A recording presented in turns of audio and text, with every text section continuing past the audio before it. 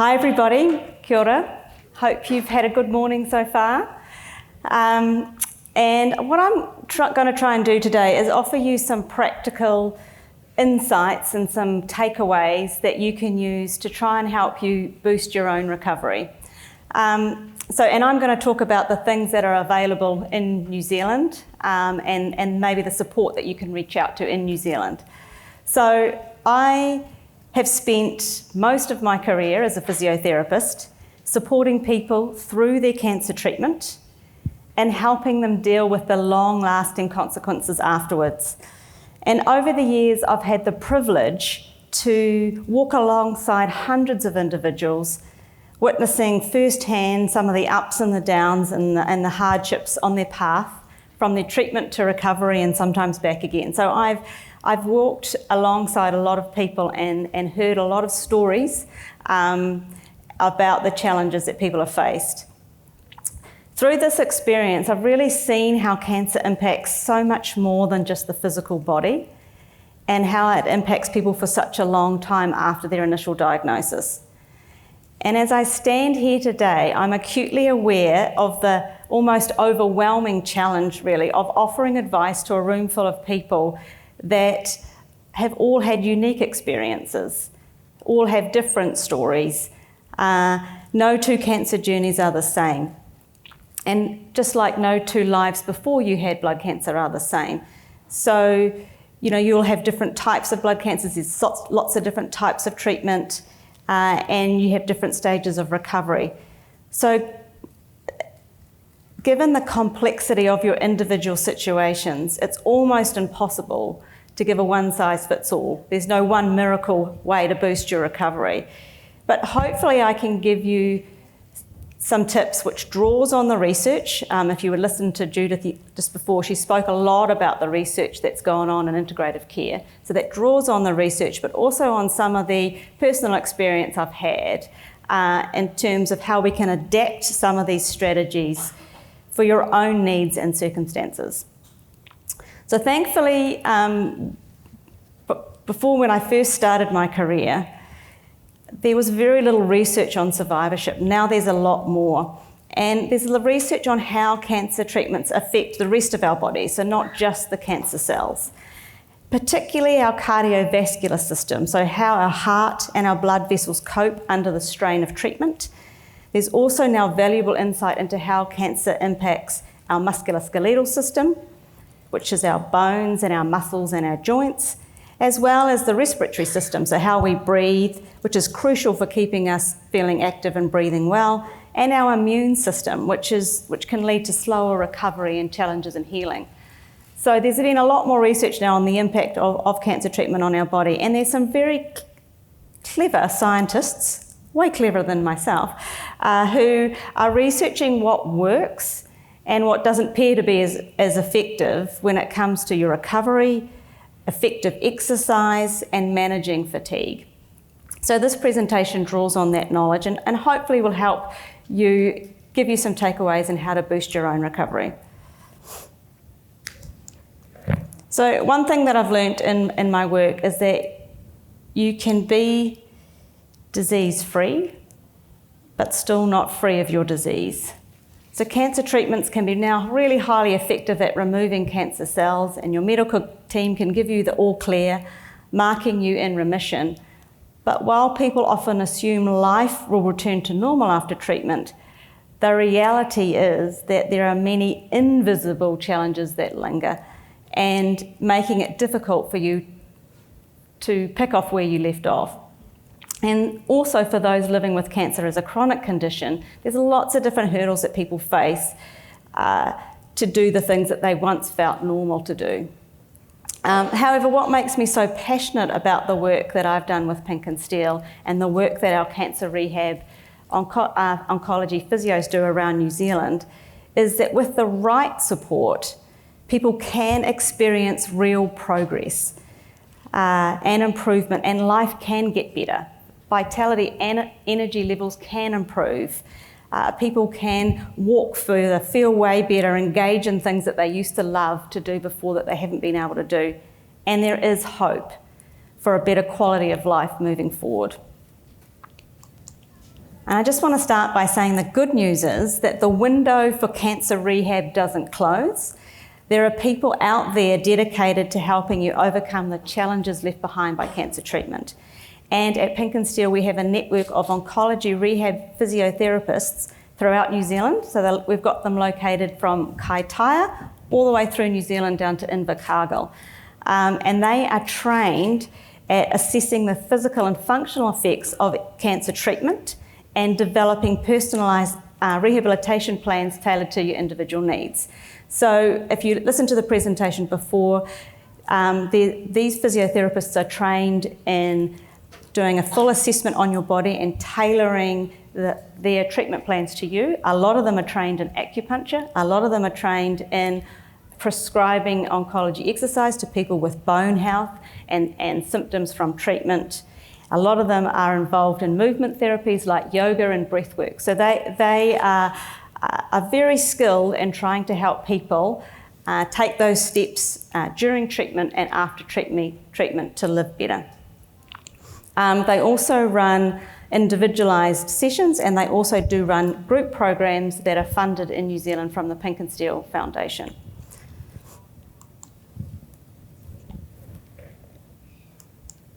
So I think it's really important to talk first about recovery and boosting recovery and what I mean by that.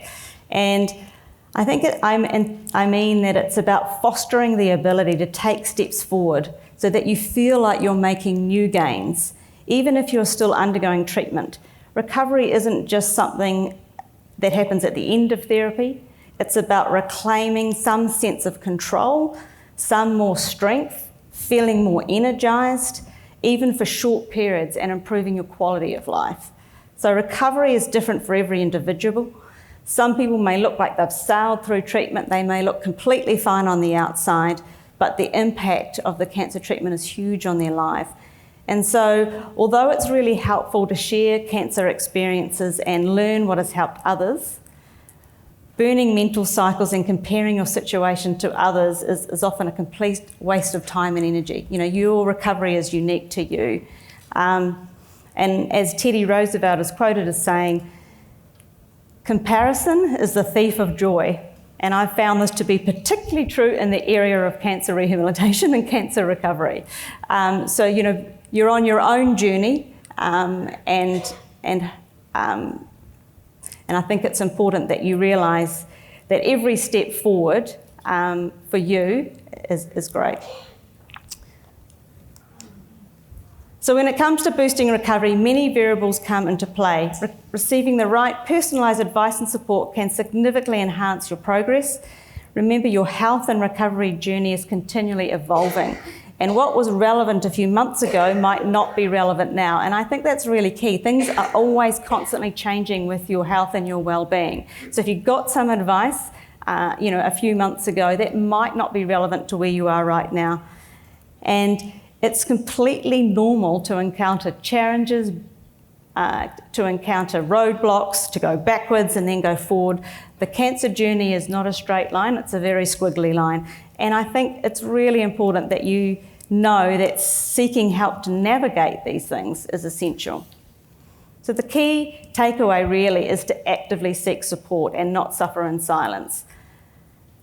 If there's one thing that I hope that you remember from this presentation is that there is a dedicated group of individuals in New Zealand who are actually ready to assist you in your recovery after a blood cancer diagnosis. And it doesn't matter how long ago your diagnosis was or whether you're still in treatment, reaching out for tailored support can be a game changer. So what are some of the most common challenges that people face? Well, I think you're all experts in this. But there are several key issues that come up time and time again, and as you've already heard today, fatigue is one of the most prevalent challenges. And it's not just feeling a little tired, it's a deep exhaustion, the kind that affects every aspect of your daily life. I think it's important for you and other people in your life to know that cancer-related fatigue is different from the fatigue people feel when they are otherwise well. Normal fatigue in the non-cancer population can be usually relieved by having a rest or having sleep. after which you feel normal again. Cancer-related fatigue is very different. It tends to last longer, it's not relieved by rest and a good night's sleep, is more severe and persistent, and has a greater impact on quality of life, and can last a very long time. As one of my patients said to me, my mind is willing, but my body just doesn't let me do what I want to do. And this can be so frustrating. My mind is willing, but my body just doesn't let me do what I want to do. And it's a sentiment that I've heard so often from those navigating the challenges of cancer-related fatigue. And again, there are different levels of fatigue, so there is no one-size-fits-all strategy here. Having said that, I think there's a massive opportunity to make progress on an invasive symptom that can affect every aspect of your life.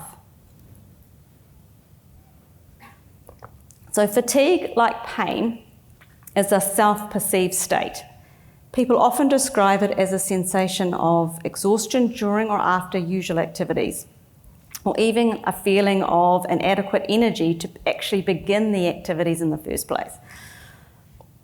With cancer, people often refer to a new type of fatigue, which is like a whole body experience. And this is why it's so important that we pay attention. Our energy levels influence nearly every aspect of our lives. They affect our mood, they affect our work performance, they affect our social interactions, it affects our self-confidence. So to put a positive spin on this, when we focus on managing fatigue, we're not just addressing tiredness, we're improving all these other crucial areas of life. So by getting the right support to manage your fatigue and its symptoms, we can positively impact how you feel, how you work, how you connect with others, and how you live your day-to-day life. It's about improving your overall well-being, not just your energy levels. And I think it's very difficult to pinpoint one mechanism which causes cancer-related fatigue. There are so many different things going on. You know, the treatments can be toxic, your body is repairing itself, altered nutrition, altered sleep cycles, medications, stress, and your emotional state can all have a major influence on the severity of fatigue. So one reason I think that fatigue is really undertreated and people often suffer in silence is that there's no high-tech test. You can't just go in and get a scan and find out you have fatigue. The other reason for undertreatment is that people don't bring up their fatigue with their medical teams. They think that nothing can be done. They think, yes, you know, I'm undergoing treatment or I've had treatment. It's suspected that I've got fatigue, so, you know, there's nothing that can be done. A really good way to describe your fatigue to the people you care about is to give yourself a score on a scale of 0 to 10. So 0 means you don't feel tired at all, and 10 means the worst tiredness you can imagine. If you're scoring between 4 or about 4 or below, then you should discuss this with the people around you. It's still impacting your life. If you're scoring 7, you should see your doctor or an oncology rehab clinician to investigate the cause and help with a management plan. So with that in mind, the question is, what's an effective treatment? Is there one? How can you boost your energy and reduce your fatigue? Well, the first step, the number one step, is addressing any underlying medical conditions that may be contributing to your low energy levels. So things like anemia, thyroid issues, or medications from a side effects from a medication that you're on could be causing your fatigue. So that needs to be ruled out first. Once these are managed, there are 3 key strategies that you can focus on, and these are evidence-based strategies. So number 1 is to visualise your energy bank account. So many of you will find your energy account is less after your diagnosis.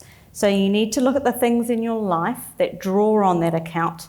So when you're suffering from fatigue, you really need to prioritise the things that really matter to you. Your energy levels are limited and precious. So if you use the analogy of the bank account, which explains energy as a finite bank balance, which you need and you only have a budget for, you've got to budget and spend your energy wisely each day. So For example, if you wake up in the morning and you have $100 budget of energy, throughout the day you allocate different dollar amounts to various tasks, some requiring more dollar amounts, some requiring less. So for instance, getting up, getting dressed, having breakfast might cost you $10. Then if you do any work-related tasks, that might take $30 or $40. So you're looking at that $100 budget. To make the most of your energy, you can employ some energy conserving strategies. So these are your savings. And these might be things like, if you like listening to music, it might be listening to music, it might be taking a rest, it might be reading a book, it might be going out and looking at the garden. And these things can add money into your bank account so they can give you more energy for that day. So by adapting these strategies, you can save energy, allowing you to spend it on other activities that matter most to you. I think the key here is to really think about the things that you're doing in your day and in your week that sap your energy, that are your withdrawals, and list the things that replenish your energy, that are your deposits. And think about the things that really drain your energy, and you know, if you've got something that you really want to do, that you want to have energy for, maybe you reduce your time with that. Does that make sense? So it's really thinking about what are the things in your day and in your week that are draining, what are things that give you back energy, and making sure you're taking time to replenish your energy deposits. So in a nutshell, you know, have a think about what drains you, what energizes you. Doing a fatigue diary can be really helpful, and so often when our cancer rehab physios work with people that have very severe fatigue, we have a look at the things that you're doing in your day. We have a look at the times of day when you have the most energy, the times of the day where you're most depleted. And we try and work out how we can manage your energy levels better throughout the day. Sometimes you can't work this out on your own, and it's really good to get someone to help you work it out with you. And you might talk about it with your family or your partner, or also you could talk to it with an oncology rehab physio or an occupational therapist as well, and they can help you work out what tasks are important at giving you energy and help you manage your week better. So to keep energy account positive, we often talk about the 3 Ps. So that's planning, prioritising and pacing. So the 3 Ps is the number 2 strategy. So priority setting is crucial. Designing your days or weeks around your priorities. Pacing is also key. So especially for people that are used to being able to go at a high rate all the time, or people that have that real push through attitude that'll just push through anyway, it can be really tempting to do too much on your good days in order to make the most of your energy. So you wake up feeling good and you just go and do so much because you're feeling a little bit more energetic. However, this can leave you with nothing in reserve over the following days, and this is often known as the boom or bust cycle. So you put all your energy in and then you spend the next 3 to 4 days recovering. And that's kind of my often approach. So I really understand when people really struggle with this. So for example, you wake up feeling really good, you see the lawns need mowing, you go out and you mow the entire lawn, and then you feel completely shattered for the rest of the afternoon and you put your feet up and you can't do anything else. So pacing is actually about scheduling times to rest and resting before you become fatigued. So instead of doing the whole lawn in one hit, you might do half the lawn, stop, have lunch, short rest, and tackle the second half of the lawns. So it's about breaking things down and having short rests and having a break and then going back to do it. It's a frequent rest, and resting before you're actually really tired, that's really important. And I know that's hard to do because when I'm mowing the lawns, I like to finish it.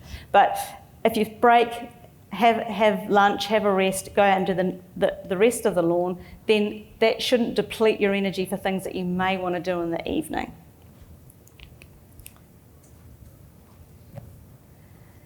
So pacing is about scheduling times to rest and resting before you become fatigued. Pacing is carrying out activities like one bit at a time and not tackling them all at once.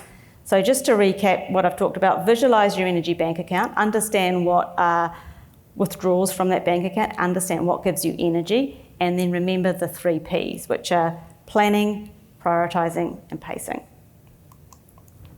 The next strategy is exercise. So research shows that the number 1 treatment for fatigue is exercise and avoiding inactivity. This, of course, is very counterintuitive. When people ask, won't exercise make me more tired? Well, the answer is no. The key is that you work out what is the amount of exercise that energises you and what is too much and tires you. So you need to have the right dose of exercise. So you might not be able to start at a level that you used to do. Your intensity and the duration of exercise that you used to do before your cancer diagnosis might need to be reduced. So the dose of exercise is really important.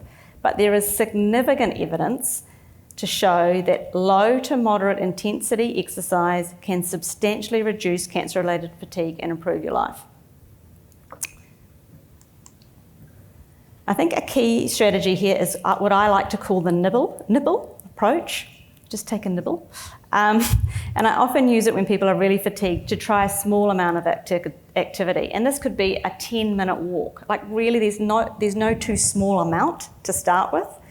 And see how you respond from that. If you feel okay and your fatigue doesn't get worse, next time take a slightly bigger nibble and you might walk for 12 minutes or 15 minutes and then monitor your response. So really starting small is really important when it comes to fatigue. And even if you've been okay and you've been able to walk for longer and do things and then you have a setback, have a challenge and are struggling again, go back to that really small amount and then build up from that. So really small nibbles help you find your tolerance, and then you can take your pick at what sort of nibble you take. So, you know, it could be walking, it could be Pilates, it could be yoga, it could be cycling, it could be Zumba, it could be paddleboarding. It really doesn't matter what type. No, there's no miracle type of exercise. Just do something that you actually enjoy, and then hopefully you can take some more nibbles. It's often very difficult getting started, so I do recommend seeing someone to help take some of the guesswork out of getting started, but you don't need to see someone. You can just start with a low dose and see how your body manages that. And as I mentioned before, oncology rehab physios, they can help design an exercise program that's most effective for you so that you gain more energy and you gain more stamina. They can give you a program that you can do at home. They can give you something that you can tailor and to use at the gym if you like to go to the gym, or they can tailor something that you can do in a class situation with others. So there's a lot of different ways that you can do your exercise rehabilitation to improve your fatigue. The key thing is to avoid doing nothing, is to avoid inactivity. Doing nothing won't help you gain more energy. So the whole thing is really you've got to try and keep moving, keep improving. So I just want to take a closer look now at exercise, because it is a really key strategy for combating fatigue, but it also does have a lot of other health benefits. So we all know that exercise is good for our health, being active is good, but when it comes to cancer, exercise could well be one of the most powerful tools that you've got. There are experts now in exercise oncology who are calling for physical activity to be seen as the 4th treatment for cancer and for it to be included in general cancer care. So everyone with cancer should be prescribed exercise. And there's also a lot of research to back this up. I believe that if exercise was a tablet, if you could just go down to Chemist Warehouse and get a tablet, it would be the most prescribed or taken tablet in the world. There's very limited side effects from exercise. And it's less expensive than some cancer drugs do. So in the past decade, the number of studies concerning the role of exercise rehab in health of cancer survivors has increased by 281%, with greater than 900 randomised controlled trials indicating a clear benefit being published in the past decade. And I think what the sad thing is that not many people get to see that. There is just so much evidence now backing the importance of exercise. There is now more evidence in exercise oncology than there was for heart disease when cardiac rehab became a standard practice of care. And the protective benefits of exercise have been observed in multivariable adjusted analyses, which include different cancer stages, different treatment regimes, different smoking statuses, different BMIs, and different comorbidities. But it also must be highlighted that at least 1 to 2/3 of people living with or beyond cancer are completely inactive.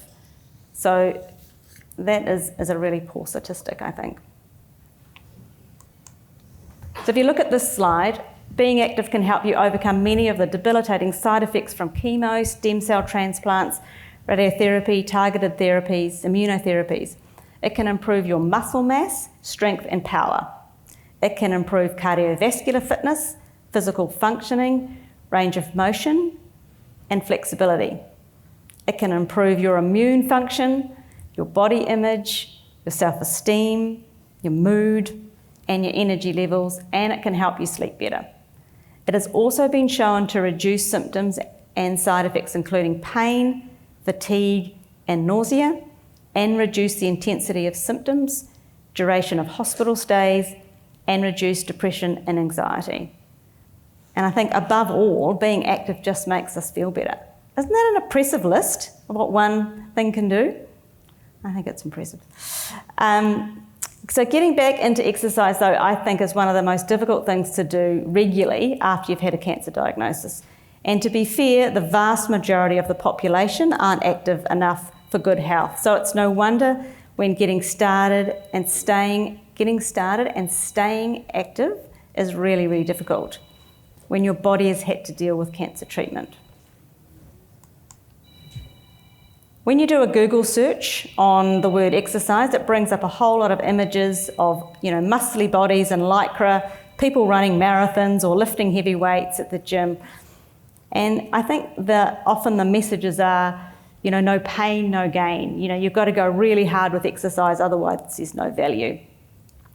And I think that there is often very limited messages around the health benefits and the mental well-being benefits of exercise, and about it feeling nourishing, about it being gentle and that being beneficial. It's all about go hard, go home.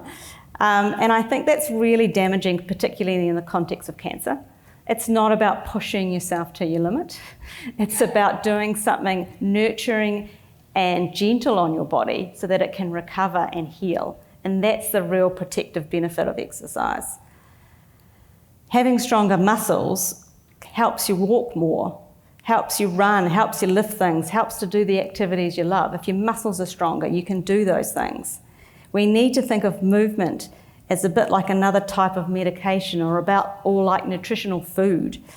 It should become part of our life. It should become a habit as ingrained as brushing our teeth. Exercise should make you feel good both during and after you've done it.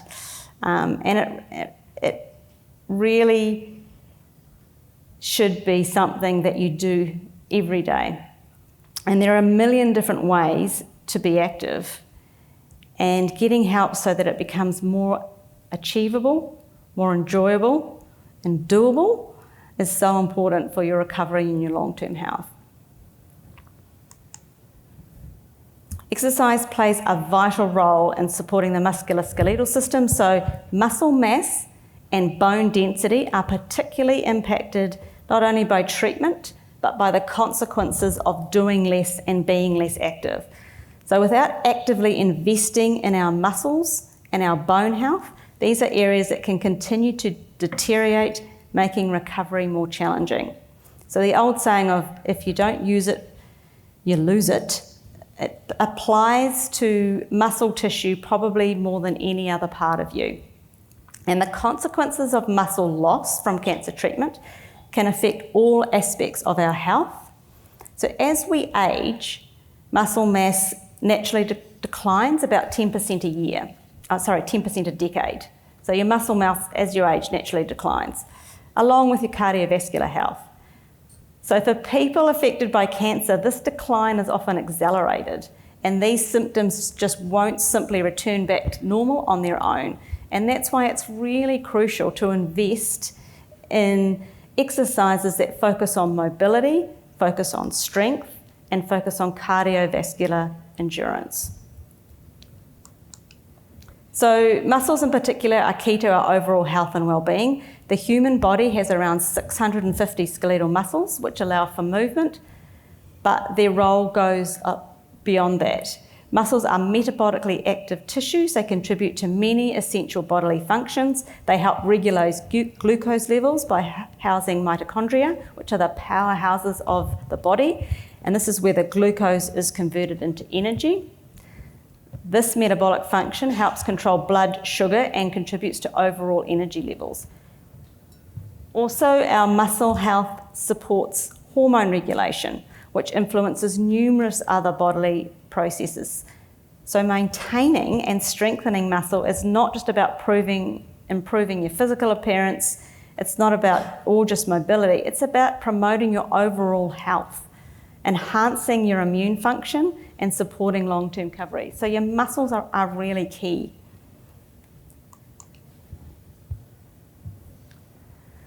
So knowing where to start or how to make progress in your recovery is often overwhelming, and I think the biggest mistake people make is trying to do too much too soon. Have any of you read Atomic Habits by James Clear? Now, if you haven't read it, I suggest you do. So James Clear, he says the most effective way to make progress is to start small. Rather than diving into a strenuous routine, focus on small, manageable steps that you can build momentum on over time, allowing your body to gradually adapt and improve. So small wins accumulate. And before you know it, these small efforts can lead to big changes. So this can be really small. This can be doing, 5 wall press-ups or something to start with. It can be so small, but it's just doing that small thing and dedicating yourself to doing that every day is where you should start.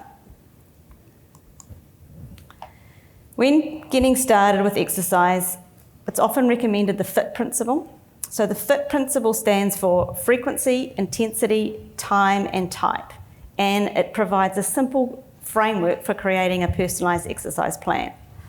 So if you adjust any of these factors, you can gradually build an effective and manageable routine. So if you first talk about frequency, it's better to exercise, as I said, in smaller, more frequent sessions. So it's better to walk for 20 minutes 5 days a week than do one hour walk at the end of the day. And this is better because it helps your body being more consistent, it helps it adjust and recover more effectively. So think about the frequency. How often are you fitting some activity into your week? Next is intensity. So when you're starting out, especially if you're feeling fatigued, it's important to begin at a lower intensity. As your strength and stamina improve, you can regularly increase the intensity of your workouts. You may hear a lot about high intensity HIIT, exercise being really beneficial, but when you're starting out, the intensity needs to be lower, and then you can build to that. So I think intensity is another really important thing that you might need help understanding what intensity you should start at. The next is time, so that's the duration. As I said, short sessions are good. Start with an amount that you feel good afterwards, and you feel good the next day. So when you're monitoring it, do I feel good afterwards? Do I feel the effects of it the next day? No, that's good. If you do, then you reduce the time you spent doing it. The last one is the type of exercise you do, and I think this is really key. So varying your activity ensures you work on the different aspects of your health, both physically and mentally. For instance, strength, weight, and impact exercises are really beneficial for reducing bone loss. Aerobic and strength exercises help with fatigue, sleep problems, pain management, and overall quality of life. If you're dealing with peripheral neuropathy, like I saw a lot of hands go up earlier, so I know a lot of you've had that, incorporating strength and balance exercises can be particularly helpful. And then flexibility and relaxation exercises are excellent for improving sleep, and they have been shown to also help reduce fatigue. And let's not forget, aerobic exercise also has a lot of research showing that it supports mental health, helping to reduce depression, helping to reduce anxiety. So the different types of exercises are important to include instead of just doing one type, like just going for a walk.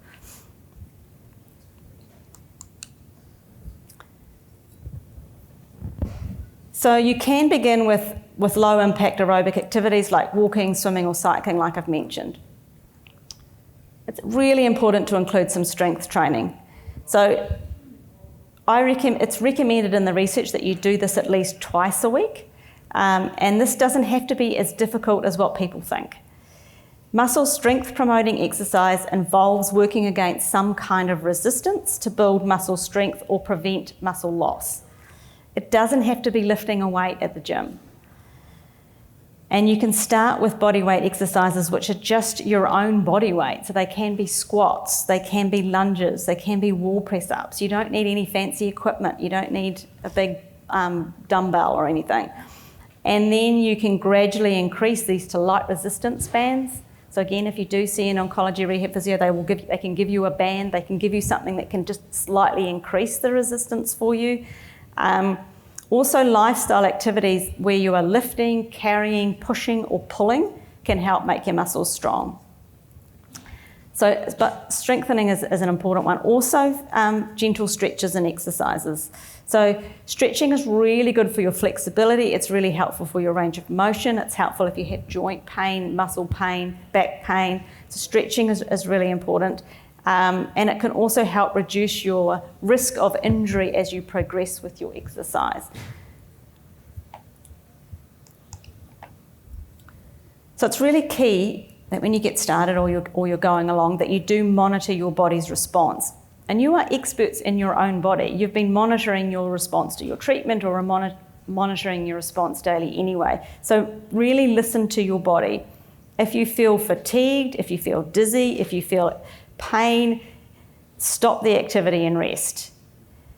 So have the courage to just stop it if it doesn't feel right. Don't push through. Allow your body the time it needs to recover between the sessions, and that again will be individual. The other thing, I think the key thing is stay consistent. Consistency is absolutely key. Even if you feel tired or you have low motivation, try and incorporate some form of gentle movement into your day. It can be really small and it can still be beneficial. Small bits of exercise compound over time and they can deliver significant benefits. So the real power of change lies in the accumulative effect of small habits repeated consistently. In each small action that you take, whether it's a short walk or a few minutes of stretching, can really reinforce your commitment to improving your health. So the consistency is really key. And I think what might seem like pathetic when you start, it's amazing how you can make gains from that. And I often have people when I've worked with them have just gone, oh my God, that's embarrassing. I'm starting so small. And it's like, no, this is the step that you need to take to be able to improve. So don't ever be embarrassed about starting really, really small. That's what's going to trigger you to be able to keep going. Over time, seemingly insignificant movements can compound into a powerful momentum, which leads to greater strength, greater mobility, greater overall well-being. And again, I've seen it time and time again in my clinic where I can remember a young lady I saw a few months ago, and she couldn't do more than 1 minute on a stationary bike. She'd get too fatigued, and she was only 26. And we worked with her regularly. We managed her fatigue. She got her exercise bike that she could do at home, and she used to do really small chunks of exercise. And now, two months later, she's going and doing 45 minutes on that bike. So that was, she was young. She was really focused on managing her energy levels, making sure she prioritised doing her exercise in her day, and we built up little by little. So when you get individualised care, you can really create gains even if you start really small. I do have to say, I think teaming up with a buddy or teaming up with someone else can make consistency achievable. Accountability to someone else can really help keep you motivated on the days when you don't want to get out of bed. When the alarm goes off and you had great intentions the night before to get up and go for a walk and you decide to just hit the snooze button, if you have a buddy or you have someone else that's going to go with you, then you're much more likely, I think, to turn up. And also you can support each other through the good and the bad days. So I think having someone by your side can be a really effective strategy to help make you accountable, make you try and fit more exercise into your life. I think it's also important to say, look, if you have any physical concerns that you are worried that will flare up from exercise, if you've done exercise in the past, oh, my knee just hurts, or I've done yoga and I just get a sore back, or I've done this, go and see someone. Go and see, an oncology rehab physio is a really good person to see. They will assess you. They'll take an hour to assess you physically and functionally, understand if you've got comorbidities or things that flare up, and make adaptations for you. Because there's always a way to work around it, and they will then help. And it might be the type that you're doing, it might be the intensity. You might just have to change it slightly, and then it's manageable. But go back to talking about that young girl I was talking about. She was trying to do an hour hydrotherapy class and just finding it over-exhausting. So she's like, I can't even do hydrotherapy, I'm 26. And then I said, well, let's start with this. And we built up on her exercise bike, and she made real gains. So sometimes people are trying to do too much to start, which is why everything is flaring up.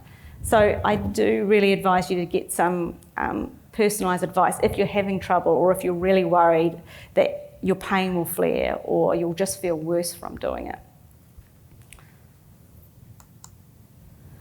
I'll just talk quickly about one of the most common neurological effects of cancer treatment, which is peripheral neuropathy, or CIPN. And it can damage your nerves in your feet, toes, fingers and hands, and it can result in numbness or reduced sensation, pain, burning or tingling. And it often impairs your balance and your ability to grasp or hold objects, and increase your risk of falls, etc. And we see a lot of people with peripheral neuropathy in our cancer rehab individual sessions and in our group classes. And gentle targeted exercises which help your circulation, your balance and your strength can be very helpful. Acupuncture can be helpful, but exercises can be helpful too. The key is to focus on the right exercises that promote nerve health, that strengthen the muscles in the hands and the feet and improve your proprioception, which is knowing where your foot is in space. And there is a growing area of research around this. So there's a lot of adaptations that might be required if you have peripheral neuropathy, but we can help. I just want to show you, this is Dave from Taupo. So he was really struggling with peripheral neuropathy in his feet. He had severe numbness that affected his balance, making everyday tasks challenging. He was so frustrated by this, and he got support from one of our physios in Taupo, and they began working on strengthening the intrinsic muscles, so the inner muscles in his feet. They strengthened his calf muscles. They did some mobility exercises for his toes and his ankles, and focused on his balance.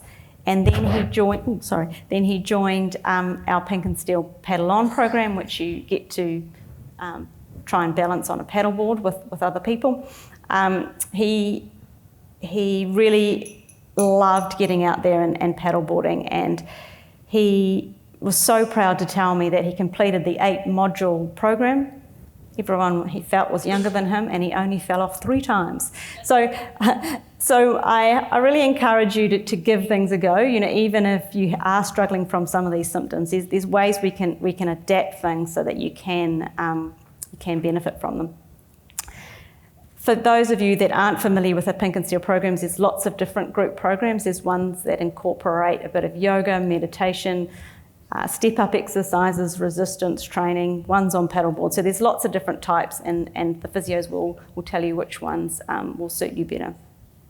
And I think there's something really special about the group dynamic in classes.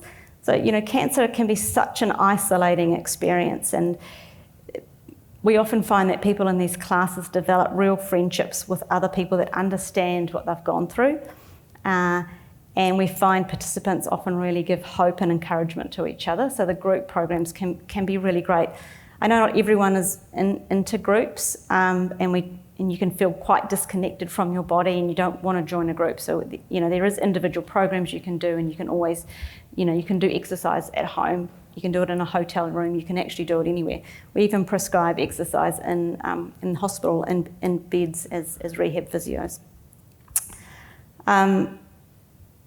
So I'd like to share you one story. I think I've got time, of a lovely guy that I met called Roy, and hopefully what he says resonates with you. He has had leukemia. He had a bone marrow transplant. He had very severe treatment. And when I met him, he had spent a year sitting on the couch, and I just can't get off the couch. And he really spiraled physically and mentally after his cancer diagnosis. He was told he had the all clear, but he really struggled.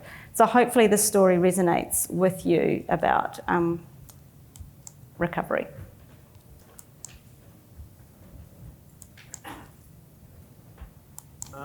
Side effects of the transplant were varied and depending on the time frame. The biggest one probably is the mental and physical fatigue and degradation that you get. As I said, it's almost like getting a reboot of the system. So you come out of it, even though everything's medically well, you come out of it feeling tired. It's very hard to think. Chemo brain is a real thing, as I've learned over the process.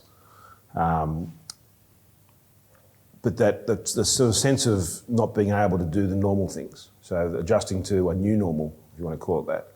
Not being able to walk for any long distances, not being able to mix because of the infection risk that you might have at the time. So there's a really strong physical degradation. There's also a mental degradation as well, because it's a really isolating type process. The hard part with the treatment is you get so reliant on the sheet of paper that says you take these drugs at this time of day. You take this amount each time, and come back and they do another blood test. And based on those results, we change the drugs. And it's all about the drugs and the protocols, which obviously are very, very important in fighting it. But at the same time as you're fighting a physical battle, it's a hugely mental battle. As a father, I'm trying to... Sorry, I'm going to get emotional here. As a father, you're trying to look after your boys and not let them see that it's a pretty strong battle. As a husband, you're trying to protect your wife from potentially going through what might happen. And just individually, you're trying to make sure you stay as positive as you possibly can to beat the thing. And I don't think at the start I really imagined how much of a drain it was going to be emotionally once I sort of came out of that acute battle stage. When you've got something to punch, it's easy to stand there and fight. And then when that goes away because you start to get some positive results, and it's quite an adverse type scenario, that's when it becomes mentally harder, because your brain goes to some very dark spaces. And without some structure, and Sharon and the Pink and Steel program was just a lifesaver for me, you just tend to spiral into a very, very hard place, because you can't... Very hard to bridge that gap and still remain a father and a husband, but you still need to have that ability to focus on yourself at times too. And I have absolutely no doubt that I wouldn't be sitting here talking without Sharon. I think Roy's story shows that it's really difficult getting through the treatment and really difficult afterwards, and it's really important to reach and seek help no matter where you are in your path. So just to summarise, I think the key to boosting your recovery really is taking steps that work for you. It's starting small. Every small action can help you move forward a little bit. It's prioritising your energy levels each week. It's listening to your own body and managing your energy wisely. It's investing in building muscle strength. So strengthening your muscles is vital. It's about monitoring your progress and tracking even just small improvements over time, because this will help you stay motivated to keep going. And just remember, every little step is important. You're never too old, too weak, too slow, or too deconditioned to start. Thanks for listening.